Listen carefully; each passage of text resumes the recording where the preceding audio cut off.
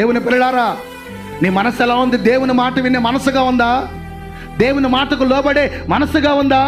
దేవుని వాక్యానికి లోబడే మనసుగా ఉందా? శరీరానుసారమైన మనసు కలిగిన వారట, వారు శరీరానుసారంగానే ఆలోచిస్తారట, ఆ శరీరానుసారమైన వాటి మీద మనసు ఉంచుతారు. నీ మనస్సు దేవుని మీద ఈ రోజున మళ్ళించబడును గాక. ఒక మాట చెప్పనా, ప్రతి ఆదివారం క్రమంగా దేవుని సన్నిధిలో ఉండి దేవుని ఆరాధించలేకపోవడానికి, ఒక పనిని కానీ, ఒక వ్యాపారాన్ని కానీ, ఒక ఉద్యోగాన్ని కానీ విడిచిపెట్టి దేవుని కొరకు ఆ రోజున దేవుని కొరకు కేటాయించలేకపోవడానికి కారణం ఏంటో తెలుసా? ఈ జీవితం మనలో లేకపోవడం చేతనే. దేవుడు నన్ను పోషిస్తాడనే ఎంతమందికి విశ్వాసం ఉంది? దేవుడు నన్ను బలపరుస్తాడు, నా జీవితంలో నేను కోల్పోతున్న వాటిని మరలా తిరిగి దేవుడు నాకు ఇస్తాడు అనేటువంటి విశ్వాసం ఎంతమందిలో ఉంది?